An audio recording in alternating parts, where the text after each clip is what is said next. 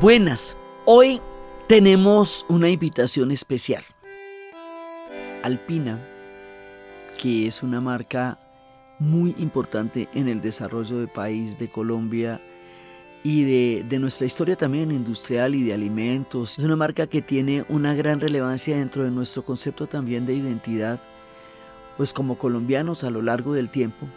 Está cumpliendo 80 años de existir y nos invitó a unirnos a esta celebración con un relato. Entonces nosotros aceptamos la invitación y empezamos a mirar, primero, de dónde surgieron ellos y segundo, cómo es que van cambiando las cosas en el mundo durante el tiempo en que ellos han venido existiendo. Entonces eso es lo que les vamos a contar hoy.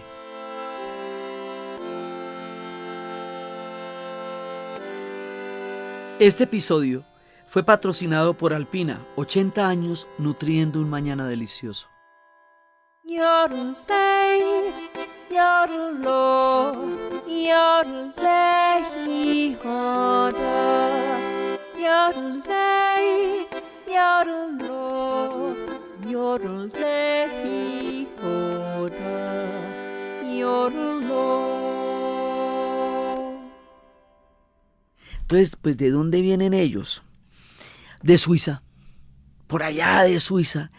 Vienen de una de las tradiciones queseras más antiguas y reconocidas de Europa, que está muy ligada al paisaje de los Alpes y está ligada a una antiquísima actividad de trashumancia ganadera. Cada verano los pastores trasladaban el ganado a pastos de mayor altura, donde las vacas se pudieran alimentar de hierbas silvestres, porque eso le da un sabor único a la leche. Y esa fue la base de los quesos gruyere o emmental. Entonces, esto se fue volviendo muy importante y cobra una gran relevancia en la figura de Armarili, un pastor alpino que no solo cuidaba el ganado, sino que empezó a crear una forma de particular artesanal de queso de las montañas, de las cabañas de las montañas. Entonces vestían, esto es una imagen que nosotros hemos visto muchísimo, se vestían con trajes bordados y entona porque alrededor de esto hay toda una cultura, como la hay alrededor del café que les hemos contado, pues también aquí hay una cultura alrededor de los quesos, con cantos tradicionales. Y entonces Armarili empieza a representar una forma de vida en armonía con la naturaleza y que entendía los ciclos de la tierra, que es como el principio. Y esto es una cosa que nosotros conocemos, la transhumancia y el tema de la ganadería desde los romanos. Tenemos historias de ellos. En las crónicas romanas se habla de los helvéticos, que son originalmente los pueblos que habitaban lo que sería Suiza, por eso se le dice Helvecia, y por eso Asterix, nuestra gran representación permanente de ese imaginario europeo, tiene un cómic que se llama Asterix en Helvecia. Pues eso es muy antiguo. Entonces, eso es un patrimonio cultural inmaterial y es un saber que se transmite de generación a generación. Y entonces, a medida que el mundo se hace más industrializado, el recuerdo y el pasar de una generación a otra, el oficio y la sostenibilidad genera un vínculo muy particular entre la cultura y el paisaje. Esta es una historia de paisaje.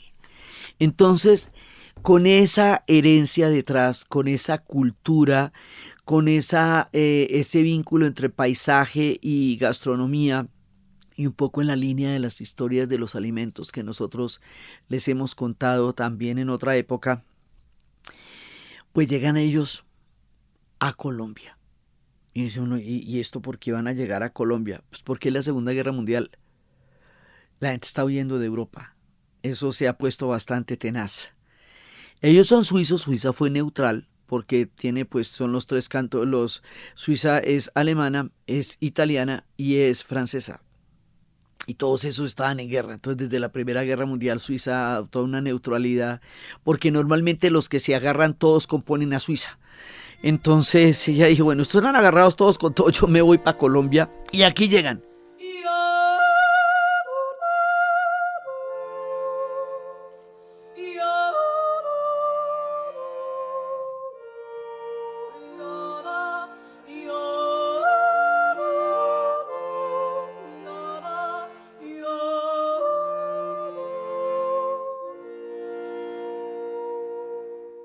Van a llegar acá y van a empezar la historia de Alpina y llega vía Ecuador Walter Gögel, que tenía un proyecto de quesos en Lucerna, en Suiza, y que quería salirse de esos vientos de guerra que estaban en Europa y quería seguir haciendo quesos, que es lo que le gusta a él, hacer quesos.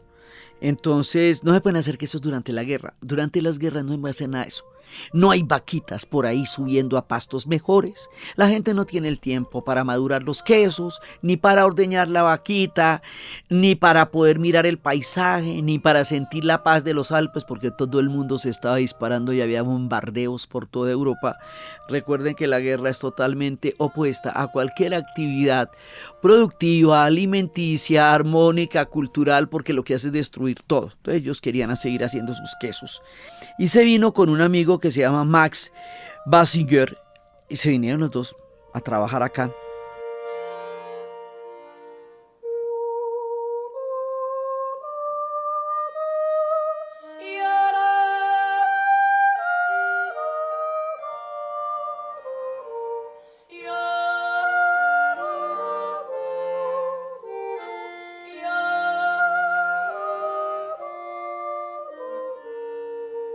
Vinieron a hacer lo que sabían hacer, que era quesos maduros y mantequilla. Pero en Colombia la cosa es distinta. ¿Se acuerdan ustedes que en la historia de los alimentos nosotros hablábamos de que en el continente, en los pueblos donde hay estaciones, hay mucha cultura de conservas, de maduración de quesos, porque ellos tienen inviernos y tienen épocas en que van a tener que guardar el alimento para cuando no hay ni las condiciones de luz, ni las condiciones de calor, ni de vegetación, para que se produzca lo que normalmente consumen. Por eso hoy es una historia de conservas. Pero nosotros estamos en el trópico fantástico. En el trópico fantástico nosotros tenemos luz todos los días del año. Y tenemos el mismo tipo de longitud del día. Entonces nosotros no necesitamos hacer conservas, porque la naturaleza a nosotros nos da comida todo el año. Todo el año hay cosechas, todo el año es verde, todo el año los arbolitos están divinos. Entonces nosotros no tenemos esa cultura porque no la necesitamos. Digamos que biológicamente no teníamos ese referente. Y ellos lo que sabían era hacer eso. Entonces les toca adaptarse a una cultura de quesos frescos, porque esa es la condición de nuestro ser en el trópico. Y eso es parte de lo que van a hacer. Entender a dónde llegan y ver cómo se relacionan con el lugar a donde llegan. ¿A dónde va a venir uno de Suiza? En esta tierra tan cálida como es Colombia, donde hay tantos climas templaditos y calientes, a donde hay frío. ¿Y dónde hay frío? En la sabana de Bogotá.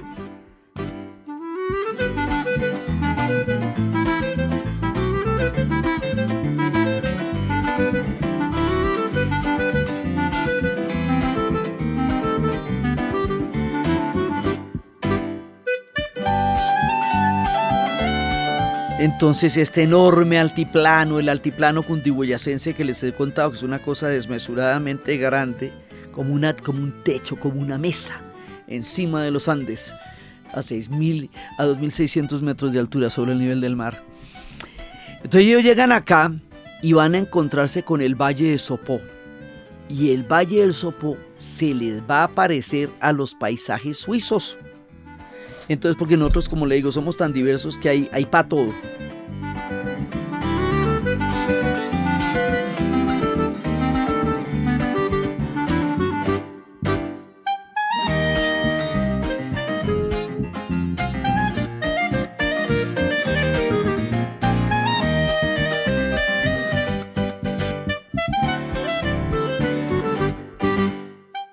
Entonces les parece a los paisajes suizos. Y dicen, bueno, no, aquí se puede. Aquí, digamos, ellos intentan encontrar un punto de contacto con esta nueva tierra y van a traer su tradición, la tradición de los quesos, la tradición de sus montañas, de los Alpes, por eso se llama Alpina, porque viene de los Alpes, y empiezan con el pragmatismo, con una visión futurista, a ver cómo se adaptan al nuevo entorno y cómo adoptan la sabiduría de su tradición con la cultura gastronómica y con la cultura colombiana.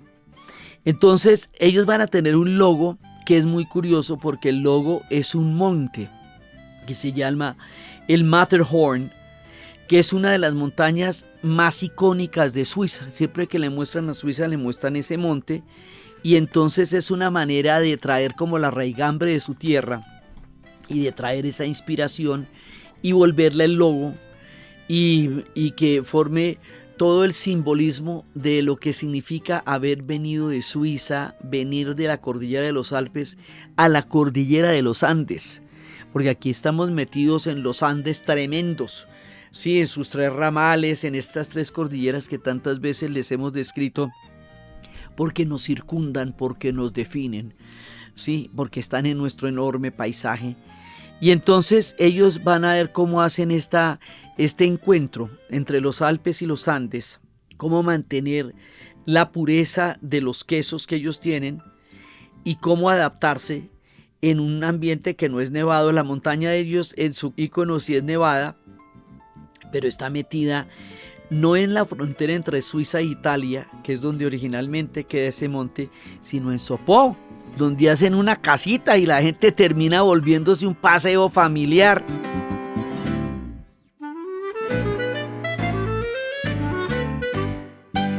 Entonces nosotros tenemos una tradición de paseos familiares en la sabana. La gente pues se va en carro, se aguanta unos trancones, mira, enormes, para llegar a comer cositas. Eso es una tradición que siempre hemos tenido en la sabana aquí de Bogotá, siempre es para ir a comer cositas.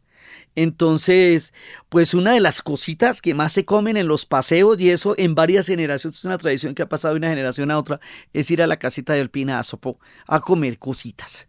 Para que haya pasado de una generación a otra es porque llevan 80 años. Entonces mucha gente ha paseado hasta Sopó a comer cositas de muchas generaciones. Y es un poco también eso lo que ellos celebran, ¿sí? Su permanencia en el tiempo y la manera como se han ido transformando a medida que se va transformando el mundo. Para darnos una idea de lo que esto significó y del asombro tan impresionante que produjo, vamos a escuchar un maravilloso testimonio de Hildebrando Rodríguez Velandia, contándonos cómo fue que vio la primera vez la llegada de un camión de Alpina a su pueblo y de qué manera el asombro los cubrió a todos. Era un jueves de Corpus, cuando el pueblo en procesión, bajando de la iglesia parroquial, iba llegando frente a la esquina de la Señorita María. Todos cantando y respondiendo a la melodiosa voz del padre Aguilera. La alegría de las voces infantiles irradiaba sobre la muchedumbre abigarrada que, rezando y cantando, acompañaba la procesión del Cristi alrededor de la plaza. De pronto se oyó el pito repetido de un camión que, entrando al pueblo, hacía sonar su bocina y no paraba de pitar. Cuando el estruendo llegó a la plaza, se encontró de frente con la procesión que cantaba y caminaba sobre las flores del nogal centenario que caían esparciéndose sobre la calzada. El padre Aguilera paró la procesión y se sorprendió de ver el camión que llegaba pitando y traía una paila gigantesca y reluciente encima, ocupando toda su carrocería. El chofer frenó y chirriaron los ejes hasta que paró el camión frente a la alcaldía y finalmente dejó de pitar.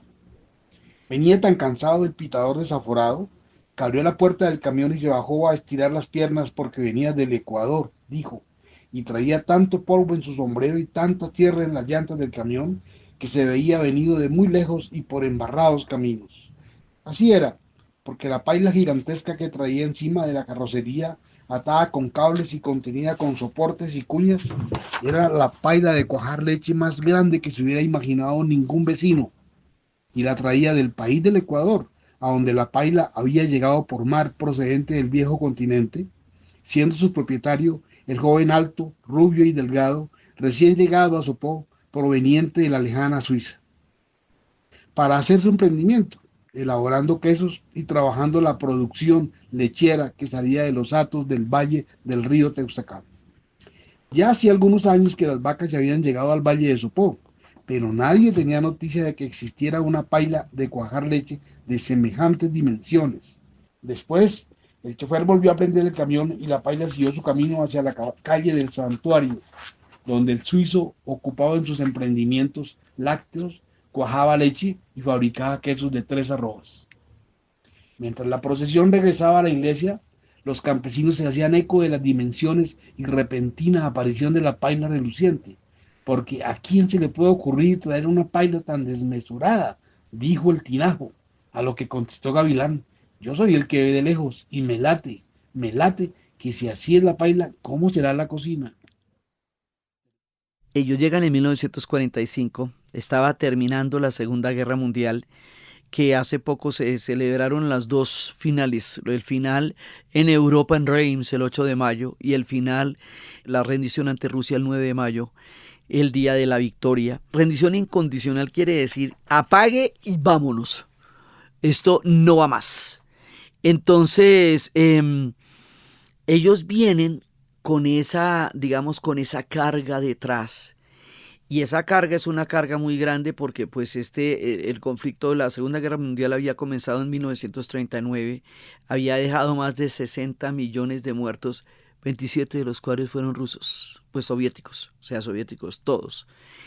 Y esto devastó el mundo. ¿Por qué era mundial? Porque todavía esos pueblos que se enfrentaron tenían colonias y las colonias también se vieron envueltas en la Segunda Guerra Mundial como ejércitos que fueron incorporados a los campos de batalla, que venían desde Senegal, que venían desde Mali, que venían de Nepal, que venían de todas partes de la tierra, a una conflagración entre pueblos europeos que devastó el mundo.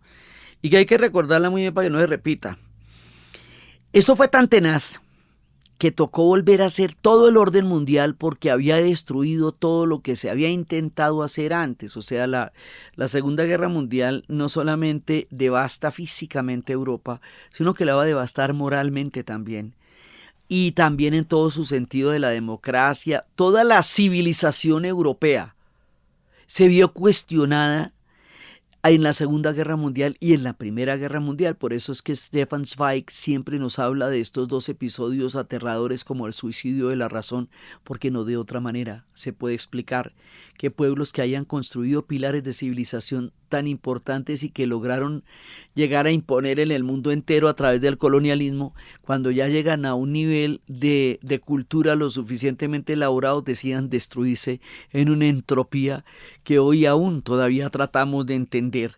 Entonces, para tratar de recuperarse, tocó volverse a inventar el mundo, porque el mundo que tenían cayó en los campos de Europa y caería más gravemente todavía en el Japón.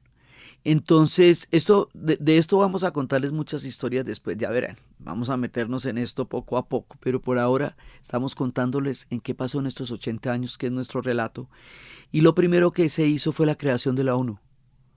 Y la creación de la ONU es un mecanismo de intermediación donde se puedan discutir los asuntos planetarios, de manera que haya un foro de debate en donde se pueda contar lo que está pasando, una oficinita donde ir a poner la queja, ¿sí? Porque además la disolución de la Sociedad de las Naciones antes de la Segunda Guerra Mundial se considera uno de los muchas causas de lo que fue la guerra, porque se acabó la mediación entre las potencias, los pueblos, los países, cualquiera fue invadiendo a quien le provocara.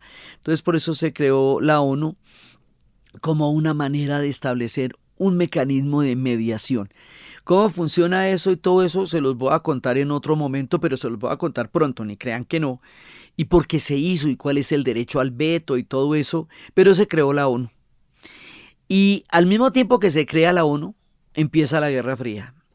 Y la Guerra Fría, como hemos dicho tantas veces, empezó en Alemania, empezó en Europa con la división de Alemania, se fue para Asia con el triunfo de la Revolución China y se extendió por todo el mundo y llegó a América Latina con el triunfo de la Revolución Cubana. Y también en esa época pasa lo más aterrador de todo, también vamos a contarle eso en detalle más adelante, pero lo más aterrador de todo, lo más terrible que pudimos haber visto como especie, la bomba atómica en Hiroshima y Nagasaki. 6 y 9 de agosto de 1945 pasa esa época, además porque la especie descubrió la manera de destruirse. Imagínate tú, tremendo progreso, ¿no? Bueno, ahora sí ya sabemos cómo acabar con todos. El hecho de que eso se considere un progreso de la ciencia, a mí todavía me genera espanto. Yo no entiendo cuál es el progreso en encontrar una manera en la que eficazmente y aterradoramente nos podamos destruir como especie, y ahí empieza la era nuclear. También es el comienzo de la energía atómica, que es otra manera de dar energía al mundo, que tiene lo suyo, ¿no? Porque de ancho como de largo. Porque también mucho tiempo después vamos a vivir el horror de Chernobyl en el uso pacífico de la energía atómica. Y todavía tenemos el debate de cómo manejar eso, que es una fuerza que nuestra espiritualidad todavía no está en condiciones de manejar, porque nuestra tecnología está muchísimo más adelante que nuestra espiritualidad y nuestra manera de entender el mundo. Pero ahí vamos. Pero también pasaron otras cosas, y es que resulta que después de la Segunda Guerra Mundial y durante la reconstrucción europea, viene una nueva generación con otro tipo de mensajes, con otro tipo de visiones del mundo, con otra manera de entender el mundo, porque la guerra les había mostrado que esos caminos no llevan a ninguna parte. Ellos nacen en la posguerra y van a crear la cultura pop. Y van a crear una cultura musical que va a partir en dos, la historia de la música, y se va a convertir en la banda sonora del siglo XX, el rock. It's been a hard day's night, and I've been working like a dog. It's been a hard day's night, I should be sleeping like a log. But when I get home to you, I find the things that you do will make me feel alright. Y hay un momento cumbre de toda la historia del rock, que también hablamos de eso en su momento, que es cuando la canción de los Beatles, A Hard Day's Night, llega en 1964 al primer lugar de las listas en Estados Unidos, en lo que se conocería como la invasión británica.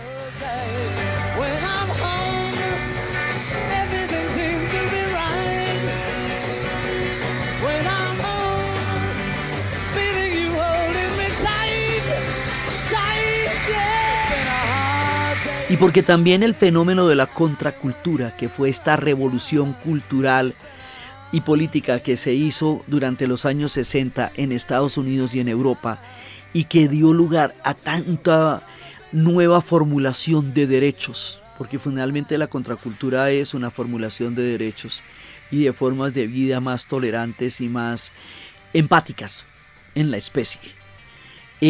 Va a tener como una línea de tiempo el momento en que la canción de los Beatles, A Hard Day's Night, llega al primer lugar de las listas, y se considera que termina en el momento en 1973, cuando se firman los acuerdos para poner fin a la guerra del Vietnam en las conversaciones de París entre Henry Kissinger y Le Docteur.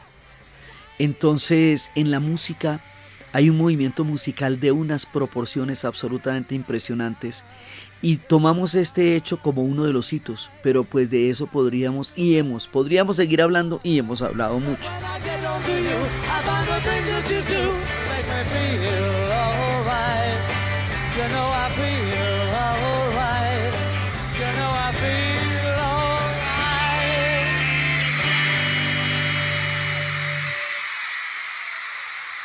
Entonces ahí empieza la Beatlemanía, que además después tendría una mutación magnífica y nos llevaría a unas sonoridades totalmente nuevas, como sería ya la época en que vayan a ser Rubber Soul y en la época en que vayan a ser Sgt. Peppers, cuando ellos van a crear una sonoridad que sea capaz de expresar todos los matices y las transformaciones de la época durante el tiempo en que tocaron juntos, cuando eran capaces de sentir y expresar de una manera impresionante en la música todos los aspectos de lo que estaba cambiando en la cultura, cuando entran en contacto con la India, cuando entran en contacto con tantas formas de ver el mundo y con la paz misma.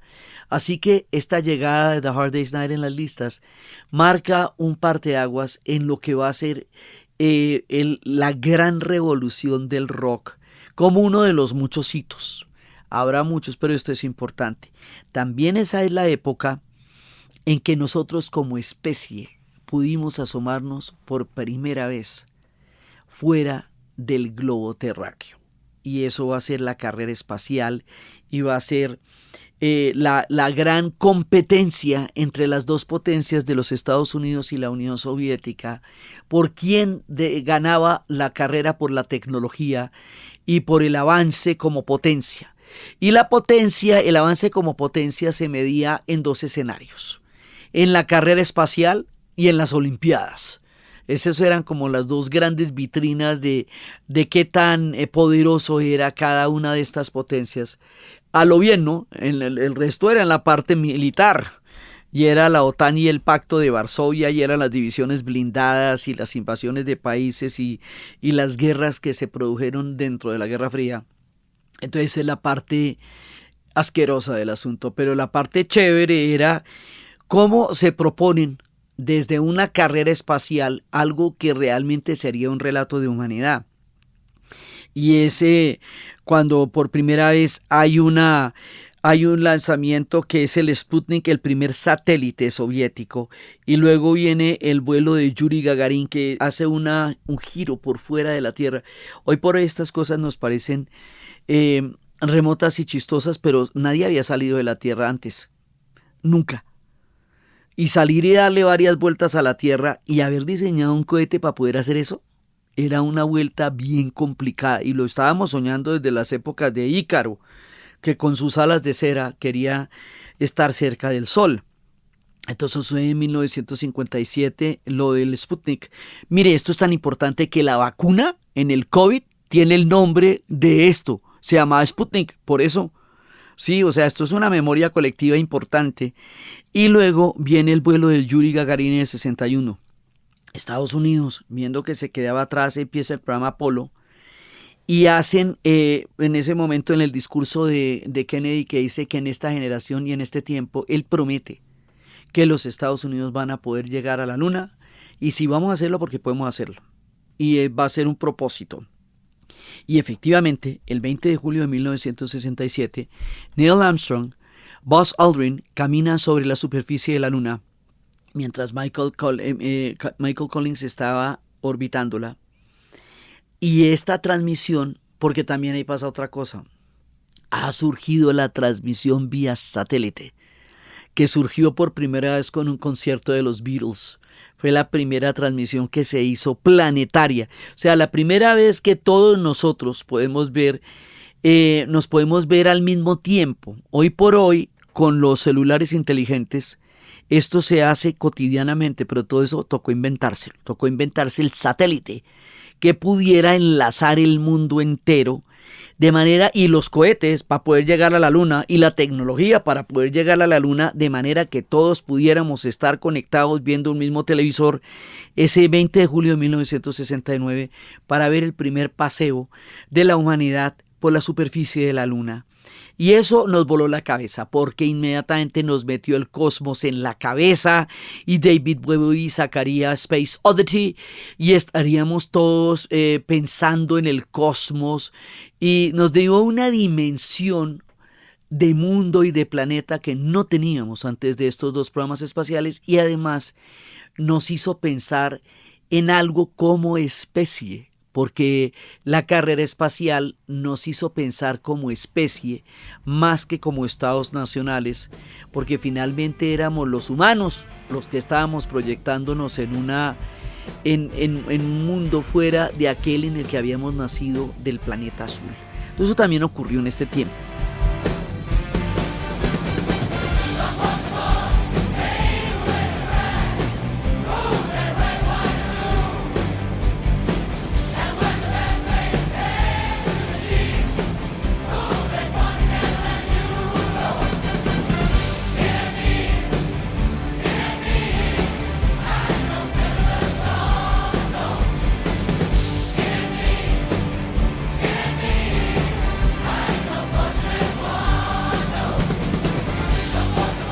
En la parte de la música hay otro hito que también va a ser muy importante, que lo hemos analizado mucho, y es el Festival de Woodstock, que sucede entre el 15 y el 18 de agosto del 69, y que aglutina 400.000 personas en un solo lugar, pacíficamente, gratuitamente, con la idea de que si el hipismo era una utopía, tenía que poder probar en la práctica que lo que proponían lo podían realizar en vivo y en directo, con el espíritu pragmático que tienen los estadounidenses de hacer las cosas sobre la demostración física.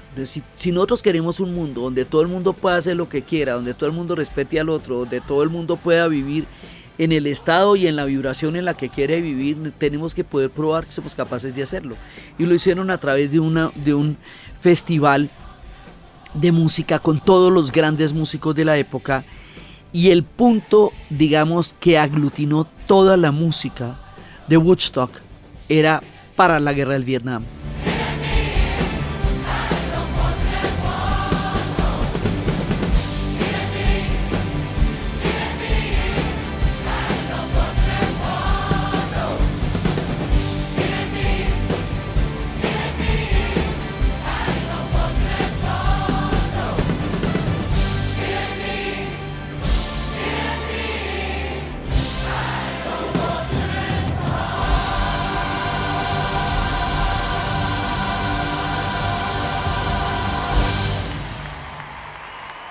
Entonces la música se volvió uno de los ejes claves del movimiento antiguerra, porque la música en los 60s está muy ligada a toda la movilización que se está dando en las calles, y en un momento dado vienen a ser tan importantes Bob Dylan y John Lennon como el mismo Martin Luther King, que está luchando en las calles por los derechos civiles de las comunidades negras en los Estados Unidos.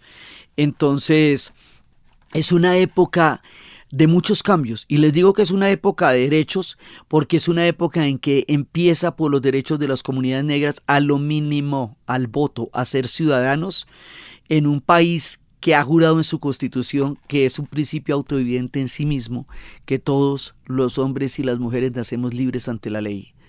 Y entonces, pues allá en ese país donde dijeron eso, pues toca que las comunidades negras tengan exactamente los mismos derechos con los cuales partió ese mundo. Entonces es todo el tiempo, es el movimiento por los derechos civiles, es el movimiento estudiantil por el derecho al discurso libre, es el movimiento del hipismo por el derecho a crear una forma de vida que cada uno escoja y no le sea asignada previamente, es el feminismo, es el movimiento gay, es todo eso. Estaba pasando cuando el Festival de Woodstock. Y entonces todo eso se va a cantar de muchas maneras. Ya va a estar John Baez, ya va a estar The Who, va a estar Janis Joplin, van a estar Jimi Hendrix y Santana. Y Jimi Hendrix, digamos, se lanza ante el mundo como el gran genio. En su presentación allá iba a estar Joe Cocker. With a little help from my friends. Entonces Woodstock, como es una manifiesto, muchísimo más que un concierto, es también cosa de las que van pasando en esta época. There's something happening here. What it is ain't exactly clear. Come on, everyone. There's a man with a gun nowhere, telling me I got to beware. I think it's time we stop, children, what's that sound? Everybody look what's going down. Por una nueva manera de mirar el cosmos, por el contacto con la India, por entender cuando el hipismo entra en contacto con la India, a través de George Harrison y Ravi Shankar, y a través de esa búsqueda de una espiritualidad que la sociedad de consumo no podía darles en ese momento, no proveía y no provee. Entonces se van a buscar en la India un relato espiritual del mundo, y ahí es una de las vertientes que va a empezar el pensamiento ecológico, cuando pensamos que nosotros no somos los reyes del planeta ni los dioses del planeta Tierra, sino una brisna en la inmensidad del cosmos, cosa que los hindúes lo tienen clarísimo desde hace 7.000 años.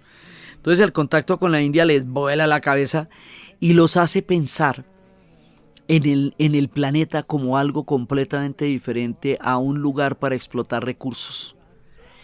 Y empiezan a darse cuenta que la Tierra es la condición que nos hace posible la vida.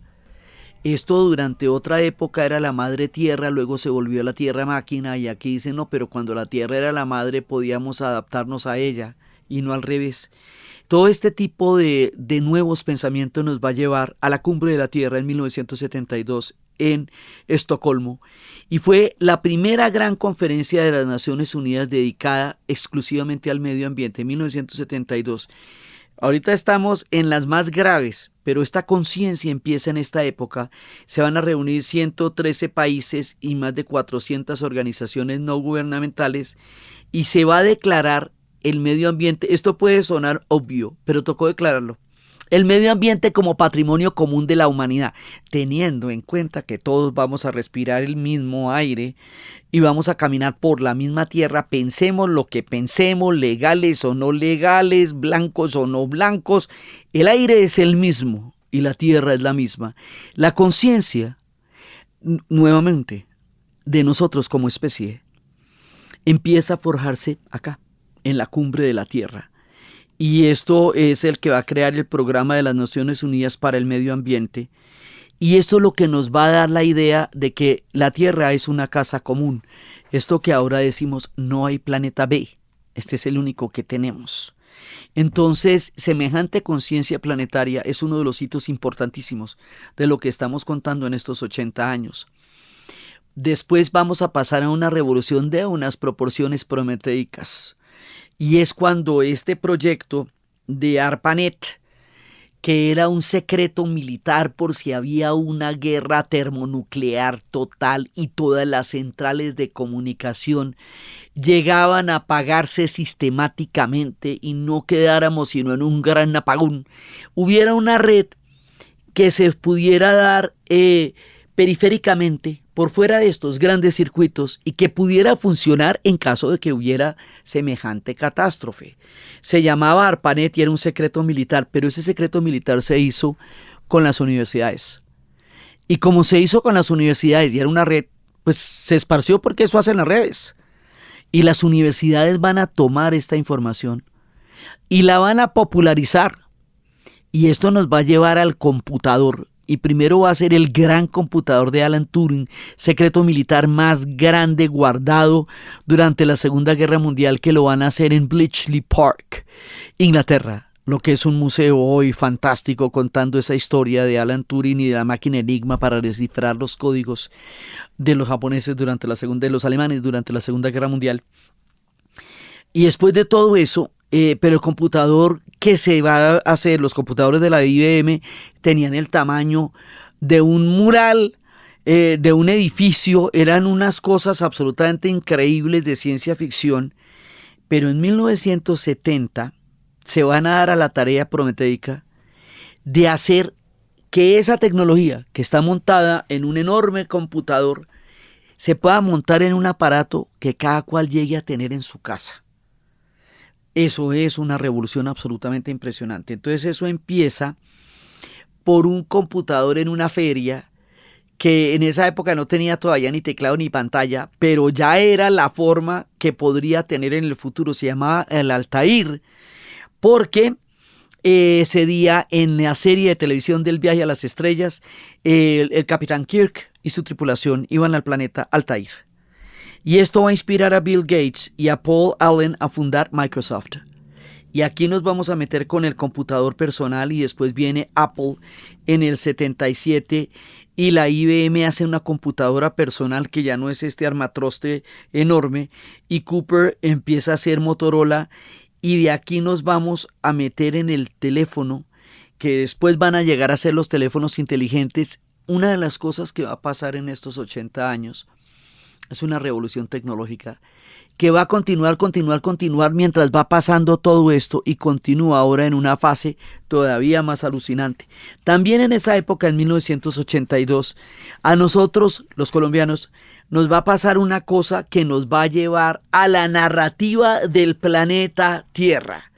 Gabriel García Márquez se va a ganar el premio de literatura, el premio Nobel de literatura en Estocolmo, y el mundo va a conocer lo que nosotros ya teníamos perfectamente claro, 100 años de soledad y el universo de Macondo, que nos define, que nos narra, que nos muestra y que nos da una identidad literaria planetaria en el momento en que América Latina está desarrollando un nivel de narrativa tan absolutamente impresionante que logra universalizar nuestra literatura a los rincones más remotos de la tierra para contar lo que nosotros somos.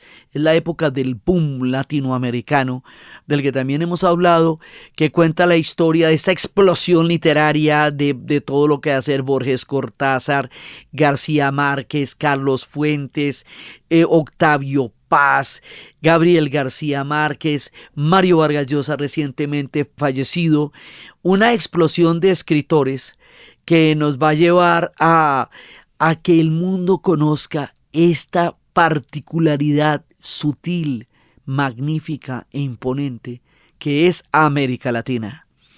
Y en ese momento, la ganada del Premio Nobel de Gabriel García Márquez para nosotros es un hito muy importante de país.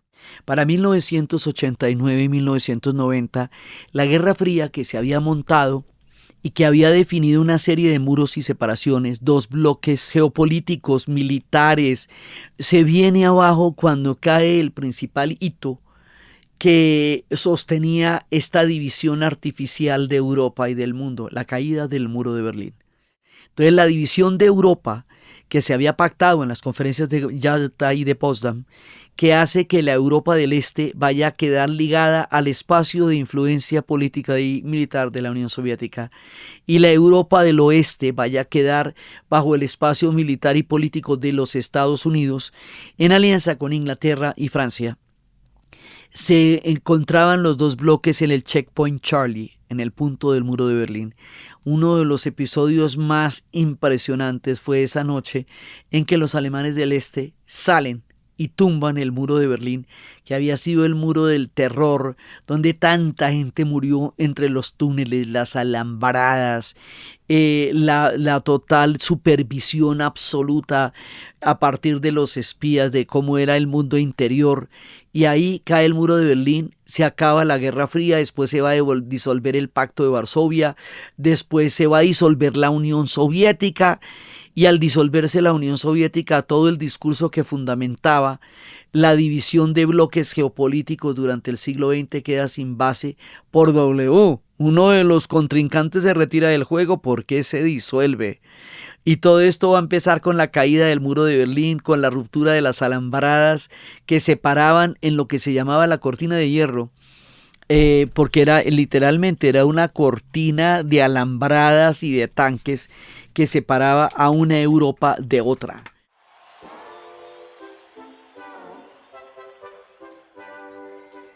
Y al otro lado del mundo, ya casi en el extremo sur, va a haber una cosa que va a ser muy importante. Mandela sale de la cárcel.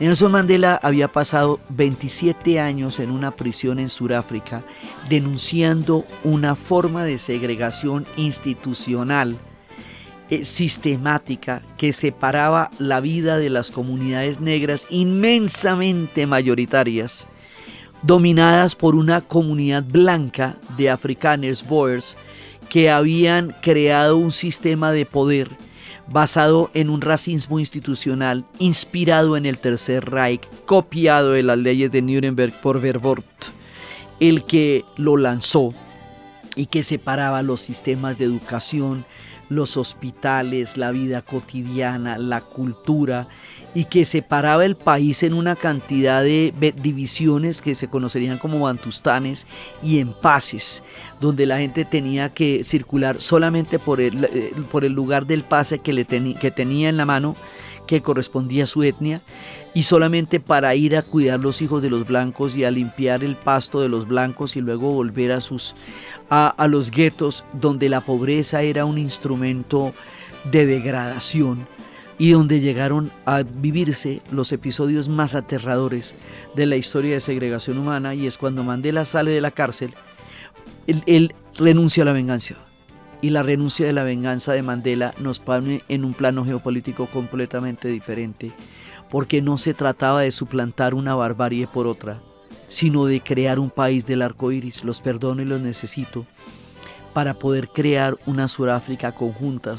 Van a hacer comisión de verdad y reconciliación. Mandela va a salir de la cárcel y va a construir un país con unos referentes históricos totalmente distintos, de la mano también de Desmond Tutu y de un pueblo que decide cambiar su destino de una manera nueva, radical y diferente, sin que haya tenido ningún tipo de referentes como tales en el pasado, en términos de tantas comunidades tan disímiles, con un país que tiene 11 lenguas oficiales, y va a tratar de crear un destino común. Esto va a suceder entre 1990 y 1994.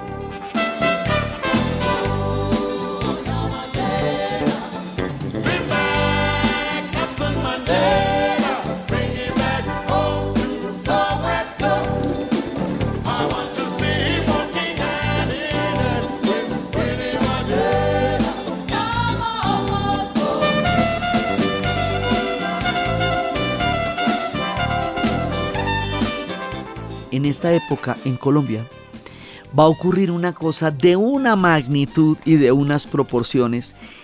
Un movimiento estudiantil va a llevar a pedir que en las elecciones que se vayan a hacer en ese momento se vote por un tema más: la reforma de la Constitución. Ese movimiento se conoce como el movimiento de la séptima papeleta. En un principio era voluntario, no vinculante, y luego va a salir en los periódicos impreso, y uno lo podía recortar y ir a votar. La séptima papeleta nos va a llevar a la Constitución de 1991, y la Constitución de 1991 en Colombia es de las cosas más impresionantes, porque nos reconoce como un país pluriétnico, multicultural, que somos, ¿no? Esto es una verdad y a puño, pero no estaba reconocida así. En la Constitución de 1886 se daba un discurso único de un país absolutamente diverso. Y esa hegemonía de un discurso único dejaba por fuera derechos, reconocimientos, posibilidades culturales, existencias ancestrales de toda nuestra diversidad afro, indígena, de todas nuestras culturas. Nada de eso estaba incluido en la Constitución del 86, que para ese entonces ya llevaba más de 100 años. Ese cambio de Constitución es un cambio de mentalidad, es un reconocimiento de nuestra diversidad cultural, y es el comienzo de una nueva era en nuestra historia. Eso va a ser muy importante. El movimiento de la séptima papeleta, que nos va a llevar a tal vez una de las revoluciones de conciencia, siendo un hecho político más grande que hemos tenido, la Constitución de 1991. Se va acercando el año 2000 y ahí llega un pánico, ¿no? Nosotros los humanos nos asustamos cada vez que va a cambiar el ciclo. Entonces nos dan unos sustos terribles y todo. Y cuando va a cambiar el milenio, pues peor. Entonces aquí se inventan un susto. Y se inventan un susto que se llama Y2K. Entonces ya que los computadores, que ya para ese momento ya estaban en todas partes del mundo, porque los sistemas informáticos ya estaban unificados, podían llegar a colapsar, porque solamente tenían el 1 y el 0, y entonces se podían devolver. Y si se devolvían al año 1900, pues habría una catástrofe informática universal. Y alrededor de eso hubo toda una cantidad de especulaciones, hubo una inversión gigantesca de las empresas, y finalmente se logró que este efecto no se diera. Pero junto con la llegada del año 2000 estaba el miedo de que retrocediéramos en todo esto por el efecto del Y2K. Y más adelante, una vez que no tuvimos ese apagón, viene el iPhone, que se lanza en el 2007, y los teléfonos móviles, que ya los teníamos por allá pintados, ahora se van a empezar a volver dispositivos multifuncionales, porque van a empezar a tener cámara. Nosotros para eso teníamos unas camaritas. Van a empezar a tener un navegador, una consola, un reproductor y un centro de redes sociales. Y de aquí en adelante vamos a conocer estos aparatos como lugares de trabajo, de conocimiento, de ocio. Luego vamos a tener los smartphones, en donde toda la tecnología va a estar metida en un aparatico que define tu vida, porque sin eso no puedes comunicarte con nadie. Y luego va a venir en el 2010 las redes sociales. Y las redes sociales van a permitir movimientos históricos de grandísima envergadura, como la primavera árabe en todo el norte del África. Como pues todo lo que va a ser Facebook, Twitter, Instagram, TikTok, van a permitir el activismo digital, van a permitir el movimiento de Me Too, van a permitir unas movilizaciones planetarias enormes, también una desinformación masiva, también una polarización masiva y una vigilancia gigantesca, porque sí, también estamos siendo escuchados. Esto va a modificar la política de maneras que todavía estamos tratando de entender y conjurar, porque nos ha llevado a unos desastres políticos aterradores que no se explican sino por estas particularidades de esos bucles en donde las redes sociales amplifican solamente el mundo en el que tú vives y no te permiten entender la diversidad del mundo, porque no te van a dar más información que aquella que reafirma lo que tú piensas. Entonces no tenemos esas informaciones planetarias que por lo menos todo el mundo está de acuerdo que estamos viendo alguna cosa, cada uno tiene compartimentado su mundo, y entonces eso nos genera pues polarizaciones, intolerancias, pero también otro tipo de comunidades y otra forma de encontrar gente que de otra manera no se habría vuelto a encontrar nunca. Digamos, tiene de ancho como de largo, todavía estamos en el tema. O sea, no lo dominamos todavía a nivel cultural, aunque lo tengamos claro a nivel tecnológico. Porque nosotros siempre estamos varios pasos atrás de las tecnologías en las que nos inventamos. Entonces, ahí estamos viendo a ver qué hacemos con las redes. Y resulta que todavía, cuando estamos enredados en las redes, viene otro nivel, pero otro nivel, la inteligencia artificial y el ChatGPT. Y empiezan los algoritmos de recomendación, los sistemas de diagnóstico médico, todo eso. Si nosotros todavía no tenemos claro qué vamos a hacer con las redes sociales, que ya llevan un buen rato, pues con la inteligencia artificial estamos hasta ahora mirando a ver qué.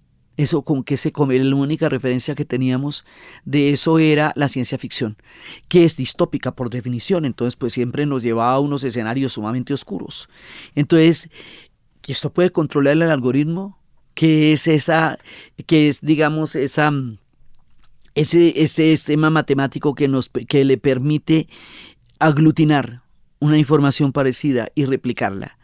Entonces se lo inventaron los árabes, al-Khwarizmi. Entonces, ¿qué hacemos con eso? Eso en la inteligencia artificial, ¿cómo va? ¿Qué tanto puede reemplazar el trabajo humano? ¿Qué tanto? Hay una cantidad de trabajos, digamos, manuales que puede hacer la inteligencia artificial, pero ¿qué va a pasar con el arte? ¿Qué va a pasar con la literatura? ¿Qué va a pasar con el relato? ¿Qué va a pasar con la vida? ¿Qué tan instrumental viene a ser para nosotros o nosotros para ella? Bueno, estamos en esas. O sea, todas estas preguntas todavía no sabemos. Como le digo, solamente lo conocemos a nivel de la ciencia ficción, que es distópica por definición, y todavía no sabemos culturalmente qué vamos a hacer con esto. Pero a todas estas pasaron 80 años. Con algunos de los hitos, evidentemente, pasaron muchos más. Pues se dio la descolonización africana, surgieron un mundo para la juventud, que fue todo lo que fue la creación de los años 60. Bueno, muchas otras cosas han pasado, pues la campaña de independencia de la India, de Gandhi, muchas otras cosas. Entonces escogimos algunos como para hacer una mirada, no digamos un paneo de helicóptero, sino de dron, para ponernos un poco de un dron planetario, para poder mirar un poco desde arriba lo que pasaron estos 80 años. Y en estos 80 años, la cabaña de Alpina que estaba en Sopó, allá en la de los Poseos de los Domingos, se volvió pues uno de los íconos de la sabana de Bogotá. Y en los años 60, Colombia dejó de ser un país mayoritariamente rural para volverse un país mayoritariamente urbano. Y fue un proceso que se está dando en toda América Latina. En Colombia fue bastante notorio porque fue bastante súbito y fue bastante masivo. Entonces nosotros nos volvemos una cultura urbana. Entonces lo que va a hacer Alpina en ese momento es tratar de adaptar su modelo a un modelo urbano y va a tratar de hacer una propuesta de país La apuesta de país consiste en que ellos hubieran podido quedarse en la tradición y en la tecnología de los quesos suizos que ellos sabían hacer desde el principio de los tiempos. Pero lo que hacen es entender la gastronomía, la cultura local y también la cantidad de gente que se va a empezar a movilizar alrededor de las ciudades y de un país con un crecimiento demográfico enorme. Entonces ellos empiezan a adaptar a eso y empiezan a volverse pioneros en la pasteurización, y durante el apagón empezaron con la leche de larga vida porque teníamos varias horas sin luz en todo el territorio de Colombia. Van pasando muchas cosas entre nosotros y una de ellas fue el apagón, y ahí es cuando se les ocurre hacer lo de la leche de larga vida, y se van adaptando a las loncheras de los niños, a los paseos de las familias, se van adaptando a la cultura y se van adaptando a un proceso industrial masivo, grandísimo, y a las gastronomías locales como el arequipe, que es un dulce de América Latina. Es muy colombiano, ¿no? Pero es que si uno va a Argentina, ellos también lo consideran muy argentino porque es el dulce de leche, y entonces si uno va a Perú, eso es también el suspiro limeño, y entonces pues eso es una discusión de nunca acabar, pero en todo el continente eso es una cosa de una profunda raigambre, y también es una cosa muy mediterránea porque el tema de la leche es una cosa que a ellos los definió históricamente. Pero aquí es un arequipe, y el arequipe es muy importante para nosotros porque se come con queso de sobremesa. Entonces ellos lo que hacen es entender la cultura local, la condición de crecimiento demográfico y urbano, las diferentes formas en que nosotros nos vamos transformando, y hacerle una apuesta a un proyecto de país para entender y observar cómo un país crece, cambia y se transforma, y adaptarse desde una historia industrial, porque también existe una historia industrial en Colombia tremenda que nos ha definido de muchas maneras, y ellos se metieron en la idea de hacer algo así mientras pasaba el tiempo y caía el muro de Berlín y se hacía la Constitución de 1991 y el hombre llegaba a la luna y aparecía la inteligencia artificial. Entonces están celebrando estos 80 años por todo lo que ha pasado y por todo lo que han inventado, y nos invitaron a unirnos a esta celebración, y por eso fue que les contamos estas historias de quesos, alpinitos, muros, tecnologías, aprendizajes, historias, conciencias planetarias, en estos días en que Alpina cumplió 80 años y nos invitó a unirnos a la celebración con un relato de lo que pasó en el mundo en estos 80 años que hace que ellos existen. Entonces, desde los espacios de los 80 años, de los quesos suizos, de los Alpes, de Sopó, de la sabana de Bogotá, de la inteligencia artificial, del smartphone, de las redes sociales y de todos los aconteceres que han transcurrido en esta vida planetaria en estos 80 años en que una gente venía huyendo de la Segunda Guerra Mundial con el único conocimiento de cómo hacer quesos, en una nueva sociedad, en una nueva montaña y en un nuevo lugar y en una nueva geografía, en la narración de Ana Uribe. Y para ustedes feliz día, cualquier día que ese sea.